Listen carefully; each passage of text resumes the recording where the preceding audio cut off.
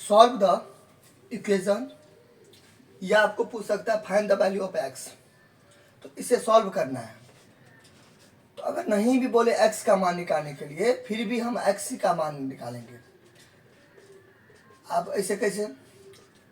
क्योंकि इसमें आपको दो, तो मतलब जो आपको पता रहेगा उसके बारे में आप रिसर्च क्यों करिएगा, ठीक है? यानी कि उसको आप क्यों खोजिएगा, उसके बारे में पता क्यों लगाइएगा? जो आपको पता है, जो आपको नहीं पता है उसके बारे में ना पता लगाइएगा।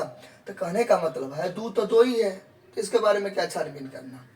256 तो 256 ही है, इसके बारे में क्या छानबीन करना? सेंस समझिए कहने का। 5 तो 5 ही है, ठीक है? तो वेरिएबल इसमें क्या है? एक्स है, तो इसलिए एक्स का मान निकालेंगे। ये हो गया पहला रीजन, ठीक है? क्योंकि अगर सॉल्व कहता है ना तो बच्चे लोग कंफ्यूज कर जाता है कि सॉल्व कहता है तो इसमें करना क्या है। तो एकदम एक्स का मान निकालना है, क्योंकि इसमें अजनबी नंबर कौन है? एक्स ही है, तो एक्स का मान निकालना है। तो ये था आपका पहला रीजन। सेकेंड रीजन क्या है कि देखिए ये तराजू होता है, ठीक है? यानी कि बैलेंस, ये तराजू हुआ। अच्छा,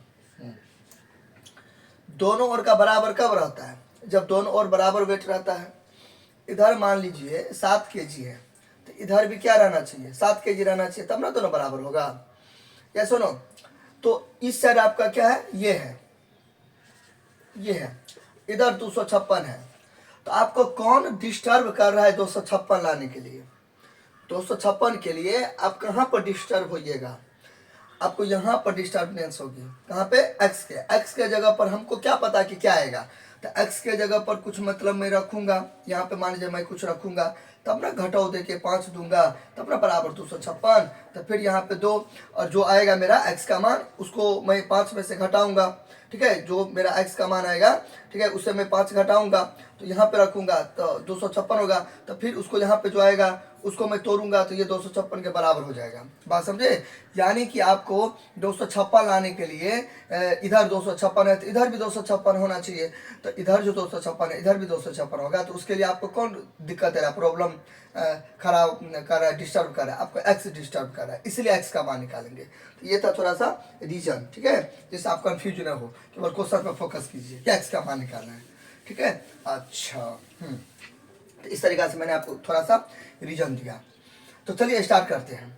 तो इस टाइप का सवाल में आपको क्या करना है? इस टाइप का सवाल में आपको क्या करना है कि देखिए आपको ये थोड़ा बहुत पता रहना चाहिए। देखिए थोड़ा बहुत आपको बेसिक पता रहना चाहिए, नहीं तो आप कंफ्यूज कर जाओगे।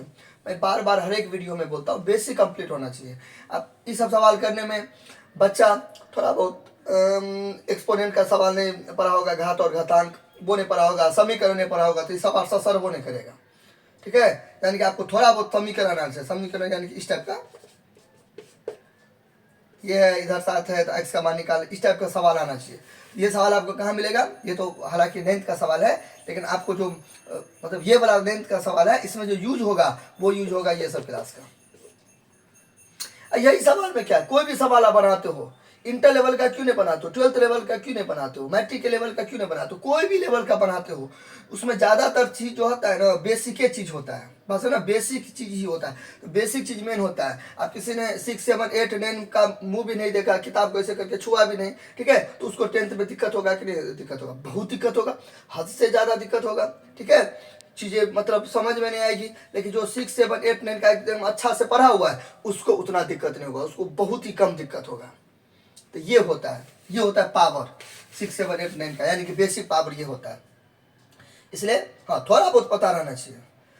अच्छा, कोई मतलब साफे सफा चट है उसको बहुत दिक्कत होगा, थोड़ा बहुत पता रहेगा तो उसको उतना दिक्कत नहीं होगा। जिसको बहुत अच्छा से पता होगा 5, 6, 7, 8, 9 इस सब का, तो उसको फिर 10th में तो नहीं के बराबर दिक्कत होगा। जो थोड़ा बहुत दिक्कत होगा वो अपना सेल्फ स्टडी करके या कोई गुरुजन के पास जाके, कोई भी टीचर के पास जाके वो अपना क्वेरीज को खत्म कर सकता है।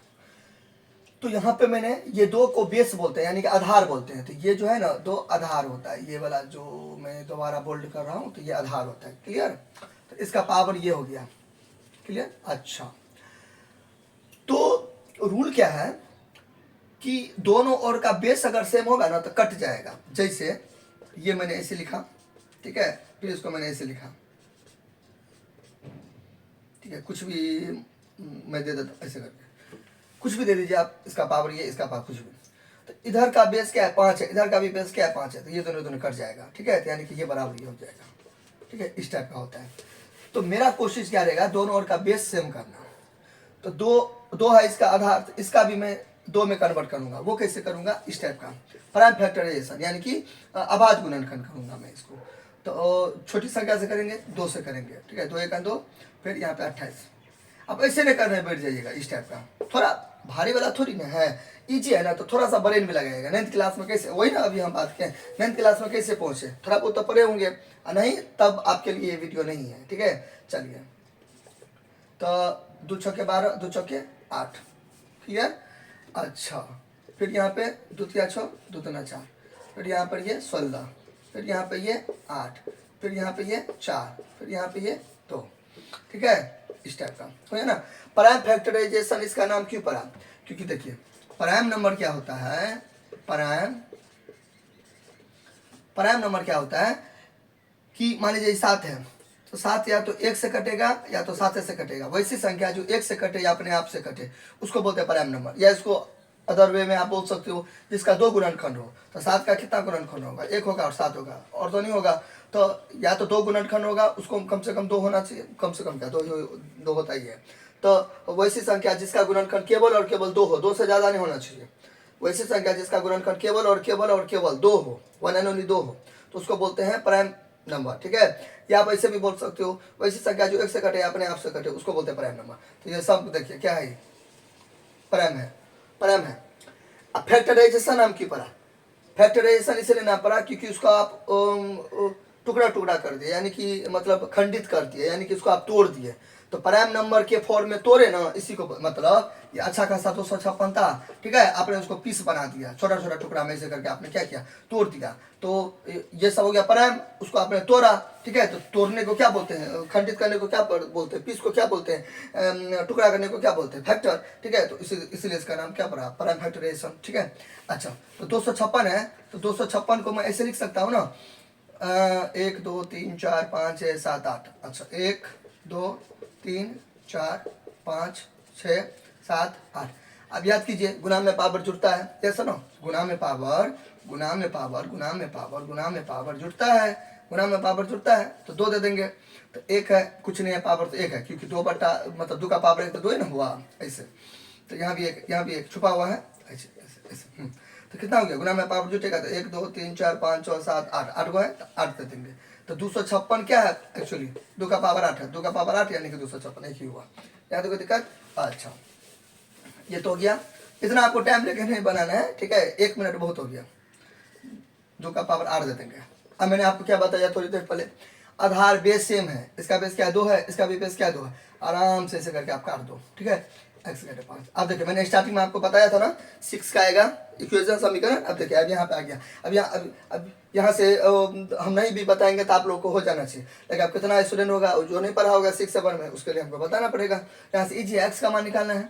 अच्छा, तो x जिसका मान निकालते हैं ना, कोई एक साइड रख देते हैं, या तो इधर, लेकिन जनरली ज़्यादातर आप लोग क्या देखते होंगे, इधर रहता है। अब इधर का मतलब क्या, ये हाथ में इधर यानी कि लेफ्ट साइड, यानी कि बाईं ओर, ये है ना, ये राइट है जिसे लिख रहे हैं, ये क्या है लेफ्ट है, तो इधर की ओर होता है ज़्यादातर, ठीक है। अच्छा, मैक्सिमम तो रहता ही है। अच्छा, अब कोई इसके लिए कोई इशू नहीं, इधर भी एक्स कर देते हैं, लेकिन बुक में, किताब में बचपन से अपने लोग, आप लोग को भी टीचर पढ़ाते हुए रहते होंगे, इधर ही रहता है ज़्यादातर, इसलिए मैं इधर ही रख लेता हूँ, ठीक है। अच्छा, ये हो गया। अब देखो ऐसे समझो, इस हाथ में भी, इस हाथ में हमको 1 रुपया 2 रुपया का सिक्का है, क्लियर, कुछ भी एज्यूम कर सकते हो। इस हाथ में मेरे पास 1 रुपया 2 रुपया का सिक्का है, इस हाथ में भी 1 रुपया 2 रुपया का सिक्का है। तो मैं क्या करूंगा, अजीब लग रहा है, 1 रुपया 2 रुपया, 1 रुपया 2 रुपया, तो मैं क्या करूंगा, 1 रुपया वाला सिक्का एक हाथ में कर लूंगा और 2 रुपया वाला सिक्का एक हाथ में कर लूंगा। तो इससे क्या होगा, अरेंजमेंट बना, व्यवस्था बना, अच्छा लगा देखने में, घोच मोच नहीं हुआ, गचपच टाइप का नहीं हुआ, हौच पौच। इस हाथ में भी 1 रुपया 2 रुपया, इस हाथ में भी 1 रुपया 2 रुपया। तो मैंने क्या किया, 1 रुपया वाला सिक्का एक हाथ में कर लिया, 2 रुपया वाला सिक्का एक हाथ में कर लिया। तो इस तरीका से हौच पौच नहीं हुआ, एकदम अच्छा लगा देखने में। तो इसी तरीका से इधर क्या है, x अंक इधर भी है, मतलब ये अंक यानी कि डिजिट इधर भी है। तो मैं क्या करूंगा, अजीब लगा देखने में, मैं डिजिट को एक तरफ फेंक दूंगा, ठीक है।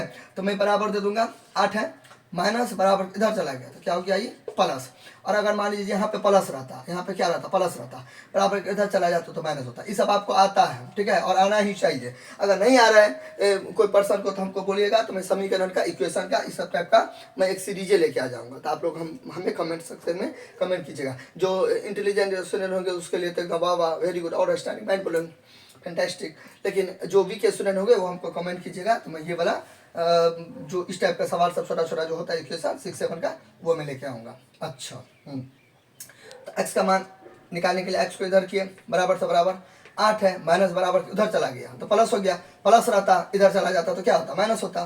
क्लियर। इसको क्या बोलते हैं, शिफ्टिंग या ट्रांसपोजिशन या पंचांतरण या स्थानांतरण, कुछ भी। अब x का मान निकालेंगे तो 8 5 कितना हो गया 13 हो गया। तो दिस इज आवर, ऐसे करके आपको लास्ट में लिखना पड़ेगा। इंग्लिश मीडियम से है तब लिखेंगे hence the value of the x equal to 13। Hindi medium से है तो लिखेंगे अतः x का मान इतना हुआ। आपको लिखना पड़ेगा, बोले पक्का से पक्का। ये हो गया आपको आंसर, ठीक है, यानी कि 13। अब देखिए आपको क्या डिस्टर्ब कर रहा था, x का मान अब आराम से 256 आ गया। इसको आप चेक कीजिएगा, यानी कि टेस्ट जांच जो कीजिएगा तो एकदम पकड़ा जाएगा, यानी कि तभी समझेंगे मेरा सवाल सही है या गलत है। दो, अब x का मान कितना आ गया 13 आ गया। तो यहाँ पे 13, अब तो पता, पहले तो अननोन नंबर था, हम इसमें आपको क्या किस में कंफ्यूज थे, x में, x के जगह पे क्या रखेंगे, लेकिन अब तो आपको वो संख्या मिट गया क्योंकि आपने निकाल लिया, ठीक है। अच्छा, तो x का मान 13 हुआ 35, बराबर कितना 256। तो 2 13 में से 5 गया तो 8 बराबर 256, ठीक है। तो 2 का पावर 8 अभी मैंने बताया है, 2 को 8 बार लिखेंगे तो 256 अभी अपने लोग किया था ना फैक्टराइजेशन, 256 मैंने लिख दिया यहाँ पे। 2 का पावर 8 1 2 3 ऐसे करके लिखेंगे तो कितना आएगा 256 बराबर इधर भी क्या चीज 256। इसका मतलब अपने लोग का सवाल ये क्या हो गया, सही हो गया, ठीक है। ये आपको करके दिखलाना नहीं है, मैं आपको संतुष्टि के लिए, सेटिस्फेक्शन के लिए मैंने आपको ये दिया, ठीक हो गया। आई होप आपको अच्छा लगा होगा। कुछ भी दिक्कत होगा तो आप हमें कमेंट करना, ठीक है। और अच्छा लगा होगा तो आप हमें एक लाइक दे सकते हो, कमेंट भी कर सकते हो, अच्छा कमेंट। और अगर नहीं समझे होंगे तो आप बोलिएगा सर कहाँ दिक्कत हुआ, मैं आपको बता दूंगा। चैनल पर नया है तो लाइक कीजिए, सब्सक्राइब कीजिए एंड शेयर कीजिए। चैनल को थोड़ा बड़ा बनाइए, ठीक है। तो मिलते हैं बहुत जल्द, तब तक के लिए थैंक्स, धन्यवाद, अपना ख्याल रखिएगा, लव यू ऑल।